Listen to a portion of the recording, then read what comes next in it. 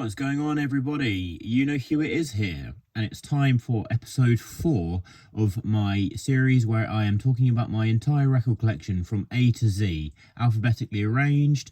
And obviously this is a metal channel, I focus on metal mostly, but I was only really a couple years ago when I started focusing on collecting exclusively metal, so there's going to be an awful lot of stuff in here that isn't metal, but I will be focusing on the heavier stuff, spending more time talking about that. So without further ado, the first record I want to talk about is Singularity by John Hopkins, who's a UK based EDM artist. The last record in my last video was actually another album by him, which I prefer a little bit more to this one, but that's still a great album. Following on from that, I've got the legendary Joy Division with their classic album Unknown Pleasures. Obviously iconic album within the sort of gothic and sort of post-punk realms. I love it. I think it's basically a masterpiece. And then I've also got the second album, Closer, which takes a more of an experimental edge. Yeah, just amazing stuff. Following on from that, I've got, this is JPEG Mafia with Veteran, which is his second album. He is a US-based hip-hop artist, one of my favourite artists of the sort of modern era. I think he just doesn't seem to want to slow down, and this is my favourite project of his. Really glad I own that. Then following on from that, I've got Jukara Macau, and this is a sort of Latin, sort of kind of folky album. I haven't listened to this in quite some time actually, so digging this out, I need to sort of go back and re-listen to it. But yeah, no, I do remember that being some quite nice stuff. Following on from that, I've got Julia Holter with Aviary. Now this is an art pop album. This is quite a expansive release and just really pretty stuff, really nice and dreamy. You lose track of time listening to that. Following on from that, I've got this Afro jazz album. This is Oneness of Juju, just kind of like trippy psychedelia, with a lot of sort of, you know, the instrumentation from the various countries represented there. Following on from that, I've got Catatonia with Fall of Hearts, and this is from their more sort of progressive soft metal era.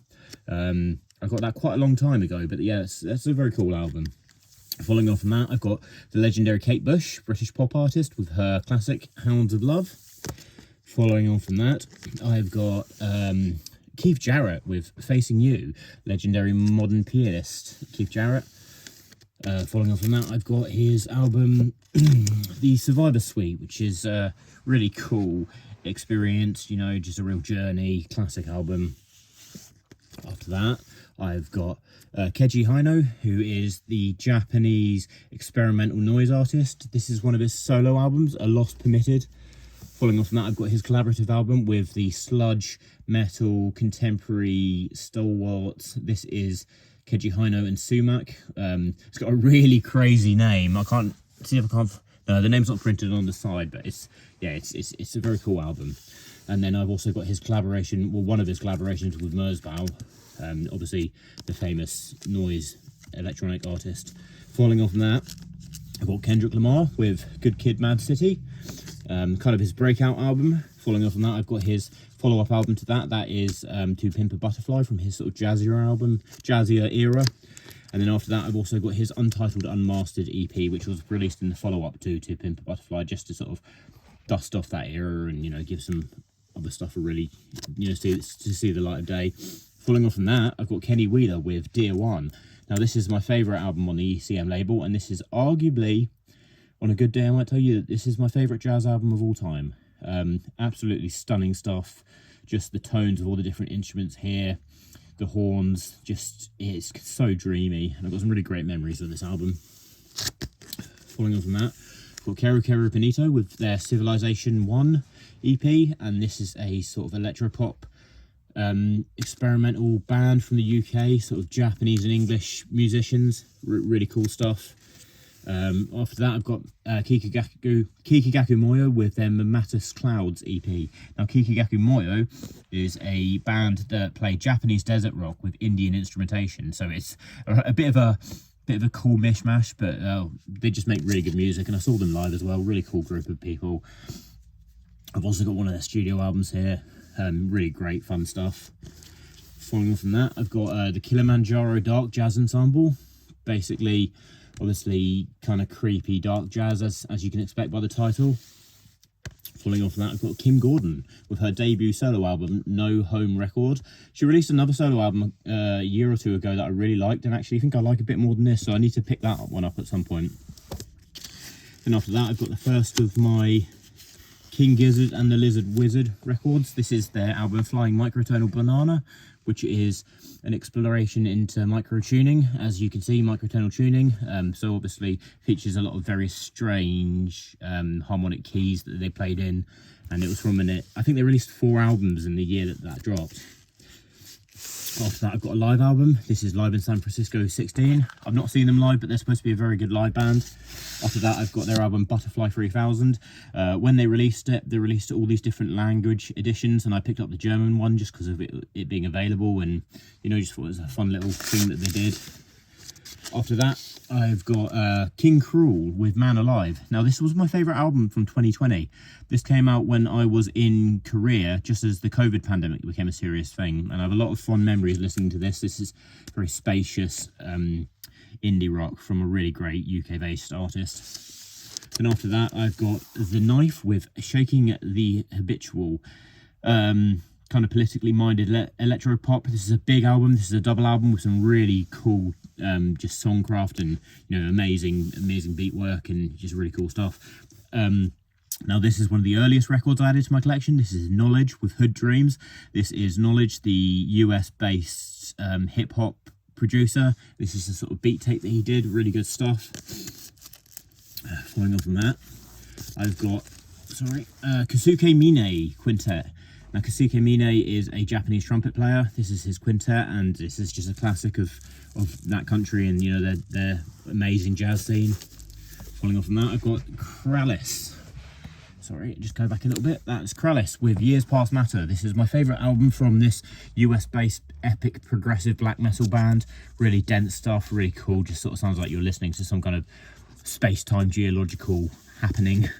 Following on from that, I've got Kurt Vile with Walking on a Pretty Daze. Now, Kurt Vile is obviously the US-based indie Americana artist, very distinctive voice, very cool stuff. Really dreamy, love it when the weather's good. And then I've got Caius with Welcome to Sky Valley, classic kind of stoner rock and doom rock album, some really great tracks. So yeah, really cool stuff. Following on from that, I've got Land of Kush with Sand Enigma. Now, this is kind of an electronic psychedelia album that's very uplifting, kind of chill wavy, just cool stuff. After that one, I've got Songs from the Bardo, which is a Laurie Anderson album. Now, Laurie Anderson is the late wife of the great Lou Reed. And this is an experimental album where she dived into various chapters from the Hindu Book of the Dead, and it's a really cool, really unique experience. Following on from that, I've got the first of my Zeppelin albums. That's obviously their iconic debut album with that amazing album artwork. Following on from that, I've got Led Zeppelin 2, where they sort of followed up on the sounds and the sort of influences that they established on the first album. And then, of course, I've got the iconic 4, which is one of my favourite rock albums of all time. Just absolutely solid front to back. After that one, I've got Lee Morgan with I Caramba. Now, obviously, Lee Morgan is a ECM jazz trumpet player, and this is just one of his kind of one of his studio albums that he dropped on. Sorry, I said ECM. I meant Blue Note. This is a Blue Note album, and obviously we know that Blue Note albums do typically come across as a very high quality release. And then after that, I've got the hardcore punk outfit with one of my favourite band names of all time. This is Leftover Crack with Conspiracies of the State. Just very humorous but very dark, stuff. Obviously very fast. It's very technically proficient as well. Then I've also got their record Mediocre Generica. Following on from that, I've got the songs of Leonard Cohen. Obviously great, iconic Canadian songwriter, absolute genius, rest in peace. And then following on from that, I've got Leviathan with Scar Sighted, one of the most important DSBM artists of all time. Really despondent stuff, really kind of harrowing to sit through, but great nonetheless. And I really want to get some more of his music.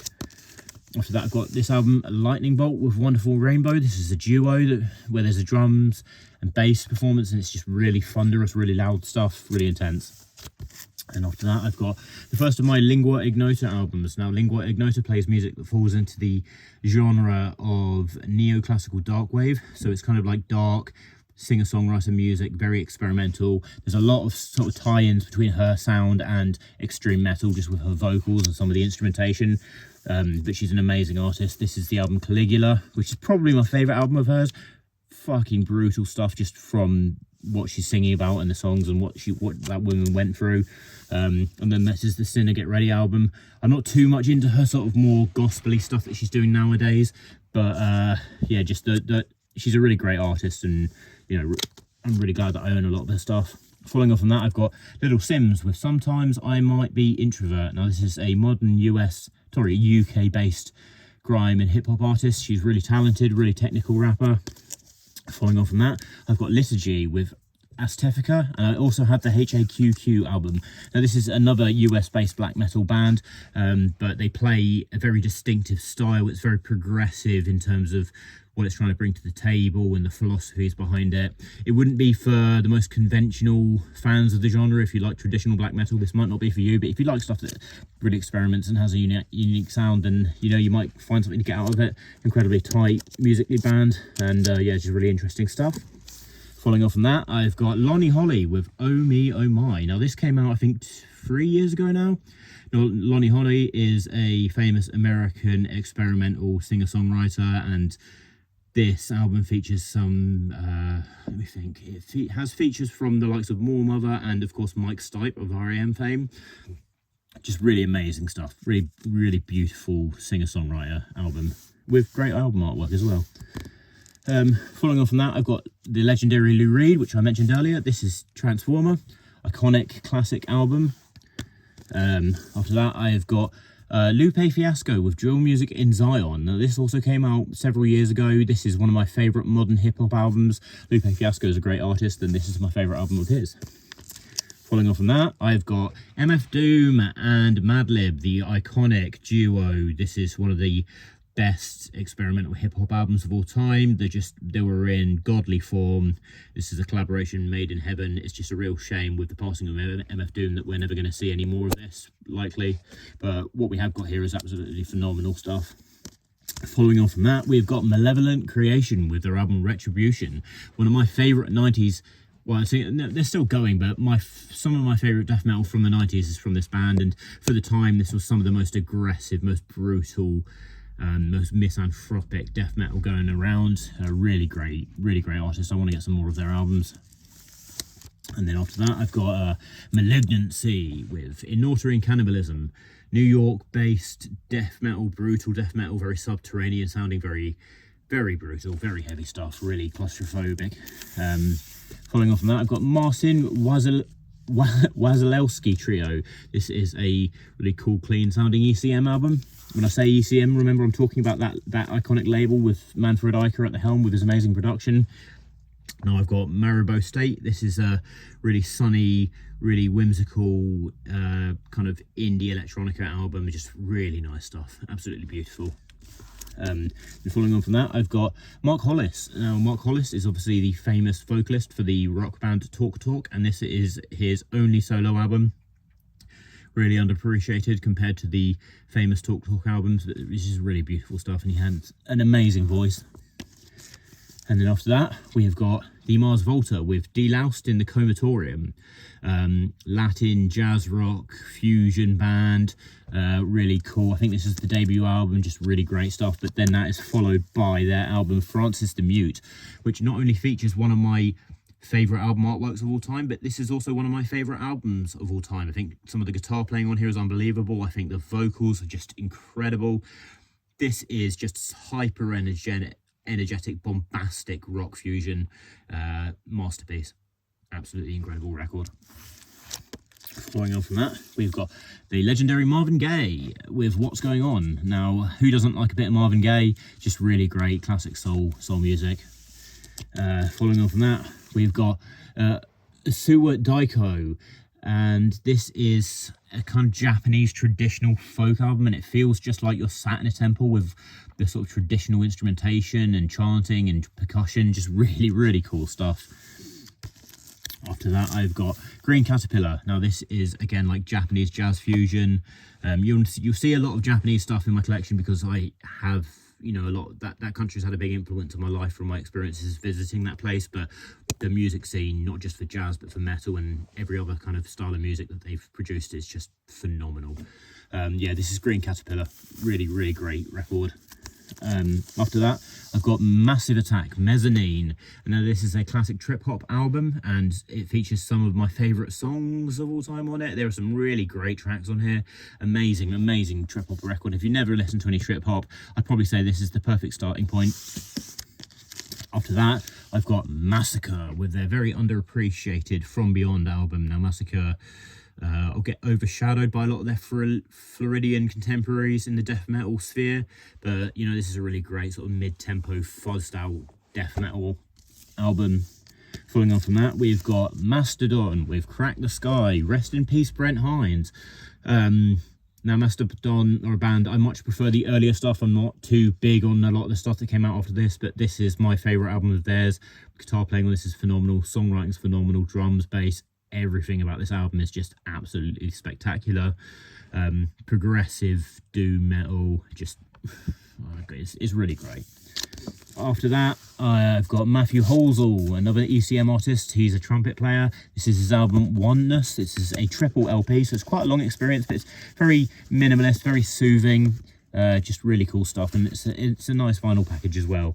And after that, I've got Maximum Joy with Stretch. Now this is some kind of happy-go-lucky punk and hardcore, just really cool stuff. And after that, I've got McCoy Tyner with Trident. Now this is the legendary jazz pianist. This is his album Trident, and it actually features some harpsichord sections, and not only does it demonstrate his agility and speed and just qualities as a musician, it's just a really cool album. And then after that, I've got the iconic Metallica Master of Puppets album, and this is possibly the most iconic, most well-known thrash metal album of all time from the biggest band that the genre ever birthed. Can't really say anything about it. That if you watch this and you know anything about music or metal, then you know this. Iconic Orion, probably my favourite track on that album. Then I've got Mgła, which is the Polish black metal band who are hugely influential, hugely popular. They've been a lot of great stuff. I like this album. I feel like Mgła, for me personally, they're a little bit one-dimensional in terms of their approach to songwriting, but I know that there are a lot of people who really do take their music very seriously, and I don't discredit that by any means. It's good stuff. After that, I've got Midlake with the Trials of Van Occupanther. This is a sort of Americana folk pop album. Following on from that, I've got the first of my Miles Davis albums. This is Milestones. And then I've got the iconic Kind of Blue, probably the most well-known jazz album of all time. And then I've also got Pangea, which is from his jazz fusion era. And this is just really great, really energetic live jazz fusion with some great guitar playing and just really cool stuff. I love this record. After that, I've got Meinenwerfer with... I always struggle to pronounce this one. Right, let me just get this. Nihilistiction. Because I think when I did a video where I talked about this before, I actually absolutely butchered the pronunciation. So I'm going to go with Nihilistiction. This is more on the like aggressive, heavy end of the spectrum, speedy. You know, they're a very great band in terms of their musicianship and what they're capable of. I love a lot of the themes, and I love, you know, as you know, war's obviously an inherently bad thing, but it does make for really great metal. You know, obviously the two kind of go hand in hand, and Meinenwerfer are one of my favorite bands nowadays doing that. Now you've got their album Alpenpasser, which is more atmospheric, even gets into sort of like post-black territory at the time. This is the one that most people know them for, with that amazing photo that they used. I think that's so cool. And then after that, we've got Moonlight Sorcery with their debut album Horn Lord of the Fawn Castle. Now a lot of people rate their EP that they did before this really highly, and that is fantastic. This is a very good album as well. This is kind of like extreme power metal, melodic black metal, somewhere sort of meeting in the middle, but more towards the side of black metal. Really great stuff, really great vinyl package as well. After that, I've got Mizmor with Prosaic, who is a US-based black metal artist signed to Profound Law label, the label Profound Law Records. Yeah, really great black metal. After that, we've got one of my favourite death metal bands of all time. This is Mortal Decay with Sickening Erotic Fanaticism. I'll try not to show that album cover too much because YouTube doesn't like boobs apparently. And then after that, I've got Mortal Decay again with their album Forensic. This is my opinion their best album. Really, really great stuff. New York based technical brutal death metal. After that, we've got Mutilation with Black Millennium. I picked this up at the Damnation Festival last year. Extremely raw French black metal, really freaky, really kind of hard to get into, but when you do start to appreciate it, you realise how absolutely fantastic it is. After that, I've got Muvitium with Iskogan's Carga Dunkel. Now, this is one of my current favourite raw black metal artists. This feels very nature focused, and it's just really pretty, really ethereal, really great stuff. I'm hoping to get another one of the records soon enough. After that, I've got My Bloody Valentine, Loveless, with the iconic shoegaze record. Kevin Shields, I believe his name is, who's the mastermind behind a lot of this music. Very effects heavy, very dense rock music that takes a little while to appreciate, but when you do, it's very rewarding. After that, I've got this album with a very cool album artwork. This is The Mirrors. This is kind of sort of fuzzy doom, kind of tribal Americana sort of sounding stuff. Just really cool experience to listen to that. Following on from that, I've got Nala Seinfro. This is sort of chill wave electronic music, really pretty. There's some like a lot of jazz elements on here, some kind of tenor sax going in. Really great stuff. Following on from that, I've got Nails with Unsilent Death, iconic hardcore punk group Nails. Saw them live, really good. This is really heavy stuff, really great lyrics, just furious blood pumping album. Following on from that, we've got Nala Vasconcelos, and this is another ECM album. Need to spend a bit more time with this one. This was given to me by, I think, my dad. I think he had a spare copy for some reason, and I haven't really listened to it that much. But yeah, everything on ECM is great. Then we've got Nas with Illmatic. Now, this is, at this point in my life, this is my second favourite album of all time. This is the iconic New York rapper with his debut album, and this, to me, features some of the best hip-hop ever conceived. Just absolutely fantastic stuff, from the beats to the lyrics to the themes. Just iconic masterpiece. After that, then, I've got the Necromancers with Servants of the Salem Girl.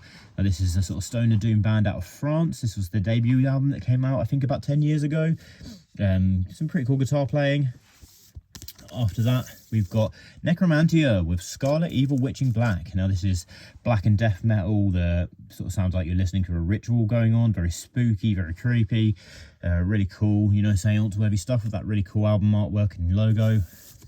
Following on from that, we've got Necrophobic, the debut. This is the Nocturnal Silence. This is the black and death metal band, icons, very underappreciated, very consistent discography.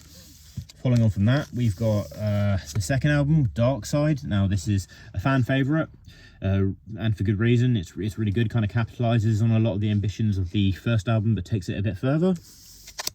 Following on from that, we've got Neo Obliviscaris with one of my favourite, like, extreme metal slash folk crossover records. This is Citadel, and I saw them perform this whole album from front to back live in one sitting, and it was unbelievable. This is very technical stuff, and the vocals, the violin playing on it, guitar playing, instrumentation across the board, really great.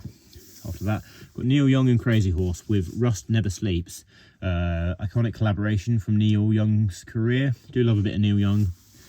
Really great, influential musician in the sort of history of American music as a whole. Then we've got Neurosis and Jobbo. This is a collaborative album between the sludge metal icons Neurosis and then Jobbo, who's the female vocalist who's most commonly associated, apart from her solo work, most commonly associated with the band Swans.